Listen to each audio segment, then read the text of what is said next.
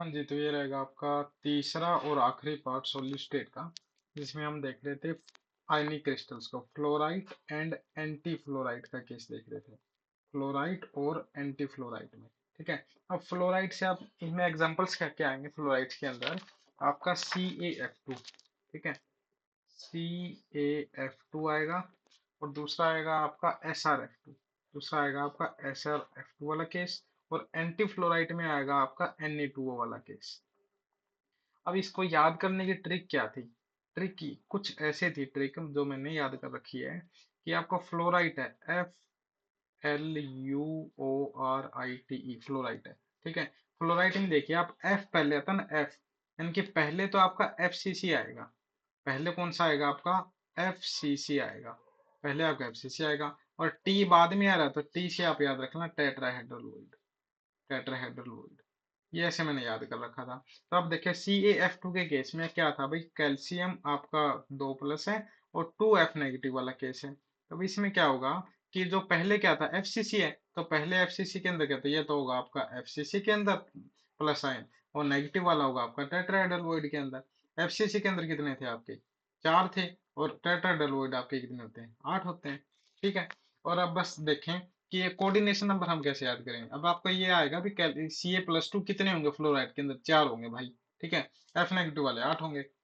अब coordination number इसका just उल्टा है, तो अगर 4 वाले की जगह तो आप 8 कर दो, और 8 वाले की जगह आप 4 कर दो, ये इसका कोऑर्डिनेशन नंबर है।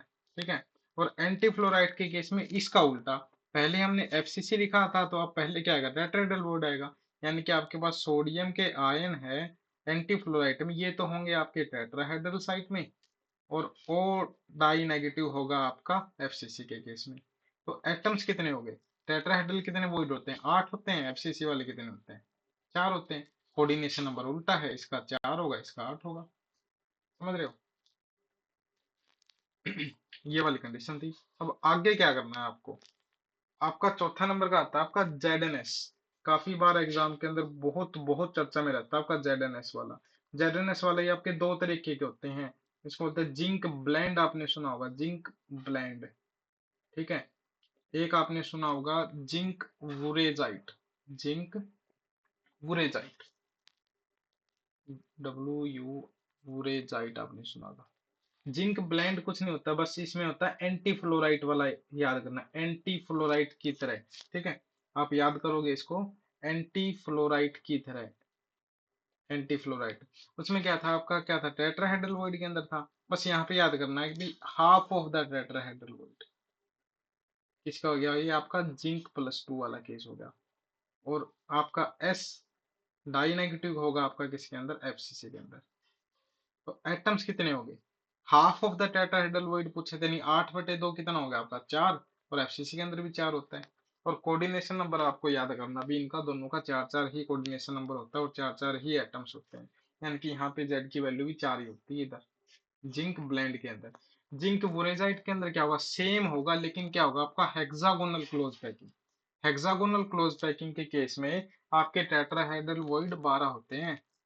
ठीक है, तो यहाँ पे आपके जो जिंक वोरेजाइट में Zn डाई पॉजिटिव हो गया आपके, half of the tetrahedral void यानी कि 6 एटम्स, और S डाई नेगेटिव वाला भी कितना होगा आपका, 6 होगा। और कोऑर्डिनेशन नंबर आपको ध्यान से याद करना है कि जिंक वाले का कोऑर्डिनेशन नंबर होता है 4, और S डाई नेगेटिव का कोऑर्डिनेशन नंबर होता है 6। ठीक है, ये आपका जिंक ब्लेंड था, और ये आपका जिंक वोरेजाइट था। अब एक और आता है आपका डायमंड वाला स्ट्रक्चर, जो आपका डायमंड का स्ट्रक्चर है ना, जिंक ब्लेंड से आपका मैच करता है डायमंड का। अगर एग्जाम में डायमंड का पूछे तो उसमें ये करना है कि भाई उसमें पॉजिटिव आयन होता है half of the tetrahedral void में, और ये वाला यहाँ पे होता है।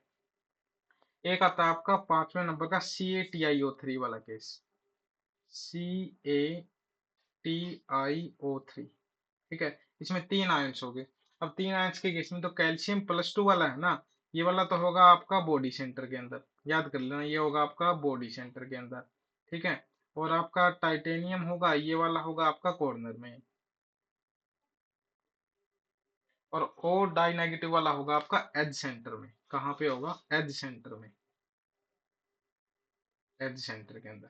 ठीक है, तो आपके कितने होंगे यहाँ पे, कोऑर्डिनेशन नंबर आप याद करेंगे इसका, तो 2 6 12 ऐसे याद करेंगे, ये आपका 2 है, ये आपका 6 है, और ये आपका 12, ये आपका कोऑर्डिनेशन नंबर आप ऐसे याद करेंगे इसका। ठीक है, 2 छिक्के 12 यानी कि 2 6 जा = 12 है ना, ऐसा कुछ करके इंग्लिश मीडियम में C8 है, C8 आप ऐसे याद करेंगे। अब आता है आपका next topic 2D representation. Next topic आपका कौन सा आता है? 2D representation. हम 2D में कैसे रिप्रेजेंट करेंगे? आपका नाइन्थ टॉपिक आता है 2D रिप्रेजेंटेशन। 2D रिप्रेजेंटेशन बस समझने के लिए कर लीजिए, एग्जाम में अब नहीं आते हैं ऐसे क्वेश्चन, मेन तो डेंसिटी के ऊपर ही क्वेश्चन आता है आपका। अब आप देखें भी एफसीसी का हम ड्रॉ करके देखते हैं। एफसीसी, एफसीसी के केस में ये वाली आपकी यूनिट सेल है, ये आपकी यूनिट सेल हमने ड्रॉ कर दी,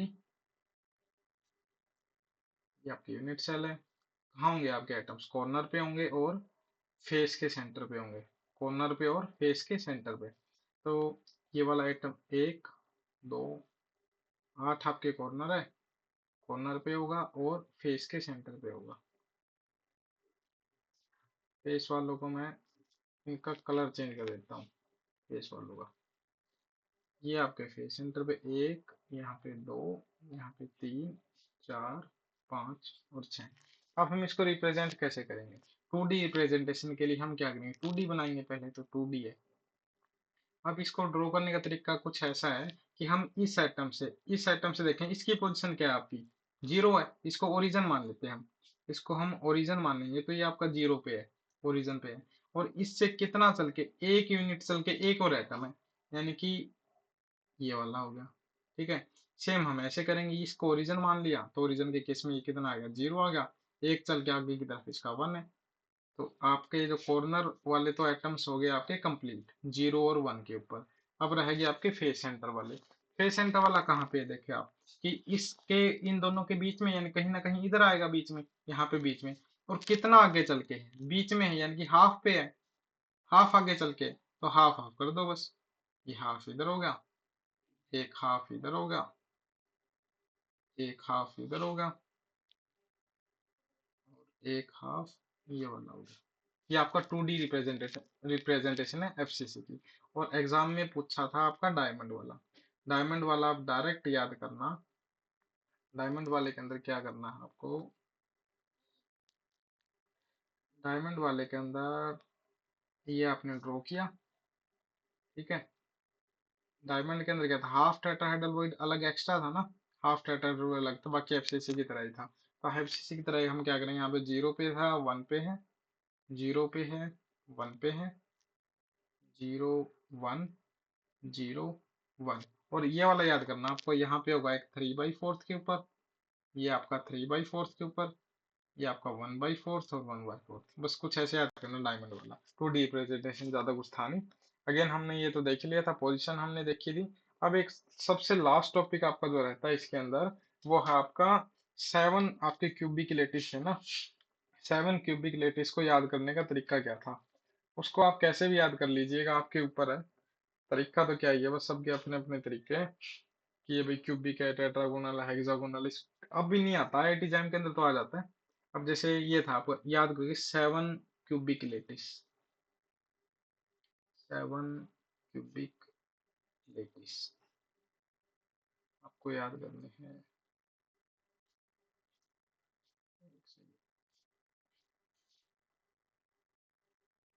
7 क्यूबिक लेटिस आप याद करेंगे। इसको याद करने का तरीका है क्यू टावर मदर। कैसे करेंगे? CUTE, cute power mother. ठीक है, अब इसमें कैसे आएगा आप ध्यान से देखिएगा। सी से आएगा आपका क्यूबिक, सी से आएगा आपका पहले नंबर का आएगा आपका क्यूबिक, टी से आएगा टेट्रागोनल आपका, टी से आएगा आपका दूसरे नंबर का आएगा टेट्रागोनल।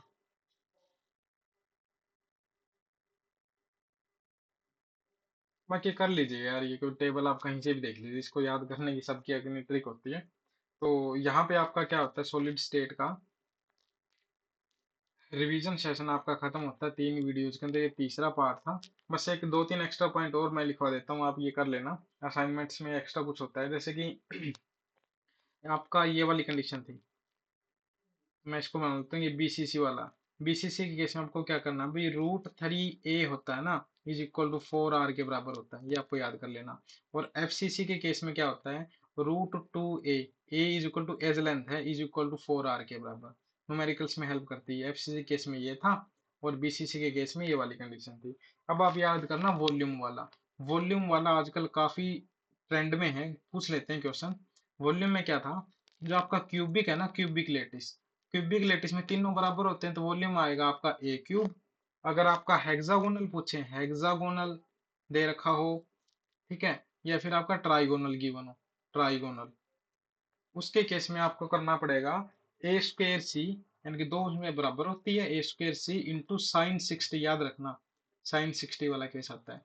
मोनोक्लिनिक के केस में क्या होता है, ए क्यूब हर जगह नहीं करना, बस अलग अलग है इनका। मोनोक्लिनिक के केस में आपका आएगा ए बी सी, क्योंकि तीनों अलग अलग होती है। मोनोक्लिनिक में ए इंटू बी इंटू सी इंटू साइन थीटा, थीटा की वैल्यू आपको गिवन होगी। ये आपका वॉल्यूम होता है। बस आपको यही चीजें याद करनी थी। यहाँ पे आपका रिवीजन सेशन खत्म होता है सॉलिड स्टेट का। Thank you.